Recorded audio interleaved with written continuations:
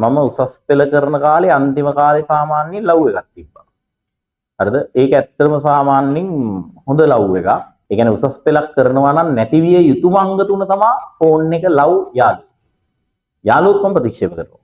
ඒ අයියට ඒ දවස්වල හිටියා ගෑල් ළමයි 3 දෙනෙක්ද කොහෙද? මට 4 දෙනෙක්ට එකවර මැසේජ් කරන්න බෑ බං. ඒ නිසා උඹ මේක ටෝක් කරපන් කියලා දුන්නා. ඊට මන් දුන්න එකම අභියෝගය තමයි ඉන්නවා හිටියොත් බඳි නැත්තම් නේ. හරිද? ඒක තමයි දුන්නේ එකම දේ. ඒකෝට ඇත්තටම සාමාන්‍ය හිටියේ නේ. මාතලේ ඉඳන් එයා යන ඕනම තාප් එක මම ඉන්නවා. ඒ යන ඕන පාරක මම ඉන්නවා. සහ මං හිතන්නේ මේ කට්ටිය ටවුමේ ලොකුම කටවුට් එක ගහලා තියෙන්නේ මම. I'm gonna love you.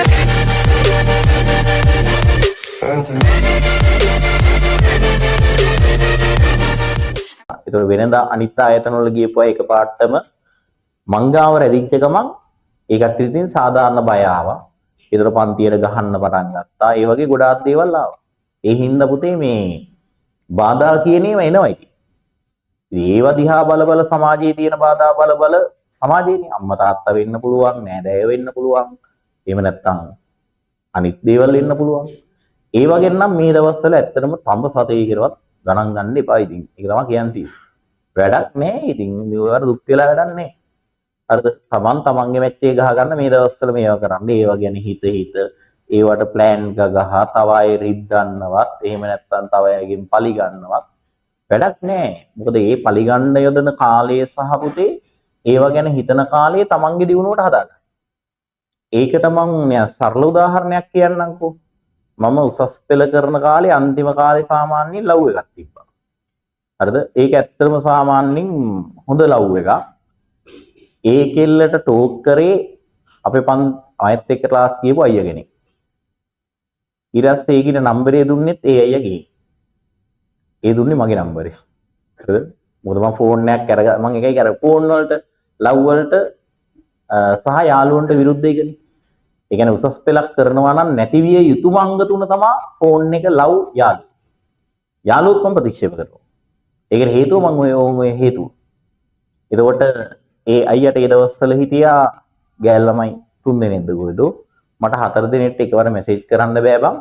ඒ නිසා උඹ මේක ටෝක් කරපන් කියලා දුන්නා. ඒතර මගේ නම්බරේ තමයි ගිහින් දුන්නේ. ඊට පස්සේ මං හිතන්නේ බස් එකෙන් බහිනවත් එක්ක මට කෝල් එකක් ආවා. ඊට පස්සේ මං ගත්ත ගමන් කිව්වේ මං නම් නෙමෙයි මෙයා නෙමෙයි මං. ඒක කරගන්න එපා. අර ඔන්න ඔය කතාව තමයි මං කිව්වේ ඇත්තටම මං සිරාට බයයි ඉස්සර කෙල්ලොන්ට. හරිද? Oh my god. Wow. ඊට පස්සේ මේ දැනුත් එහෙම තමයි. හරිද? මේ නුවර ක්ලාස් යන කාලේ. හරිද? නුවර ක්ලාස් යන කාලේ ඊට පස්සේ අපි නිකම් බස් වල සෙට් වෙන්නේ. අපේ පන්ති වලට එන්නේ නැහැ. එනව නැද්ද කියලා හොයාගන්න බෑ. මොකද ආයතනයේ ළමයි 3000ක් විතර ඉද්දි අද දකින්න එකෙක්ව සාමාන්‍යයෙන් නැවත දකින්නේ ආයේ මාස 6කින් විතර. අඩෝ ආන්ගරු එනවනේ කියලා මතක් වෙන්නේ එහෙම. අර නිශ්චිත එකෙක් අපිට හැමදාම සෙට් වෙන්නේ නැහැ. හරිද? එහා පැත්තේ ඉඳ ගන්න උනා. පස්සේ නම් ඔය සෙට් උනා. ඉතින් ටංගොමිලා එහෙම සෙට් උනා. මේ කෙසේ හෝ මේ ඊරස්තේ ඒ කෙල්ලට කැමතියි කියලා දැම්මේ අපිත් එක්ක ප්‍රැක්ටිස් කරන ආමිගේ අයියා කෙනෙක්. යාළුවනේ මාත් එක්ක ඒක වෙනම කතාවක්. යාළුවනේ මාත් එක්ක මම එක ඒක අමුතු ලව් එකක් කියලා. මොකද ටෝක් කරේ එකක් නම්බරේ දුන්නේ වෙන එකෙක්. හරිද? යාළු වෙන්න හැවේ තව එකෙක් යාළුවනේ මම.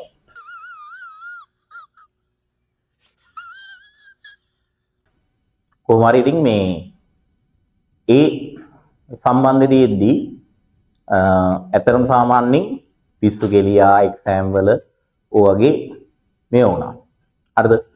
ඉතින් මට කියන්න තියෙන්නේ මේ ඒක තියෙද්දි ඇත්තටම සාමාන්‍යයෙන් අවසාන කාලෙම මම ෆෝන් එක සම්පූර්ණයෙන් අයින් කරා.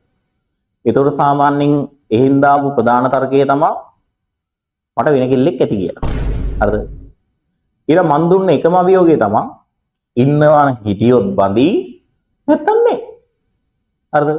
ඒක තමයි දුන්නේ එකම දේ. ඒකෝට ඇත්තටම සාමාන්‍ය හිටියේ නේ.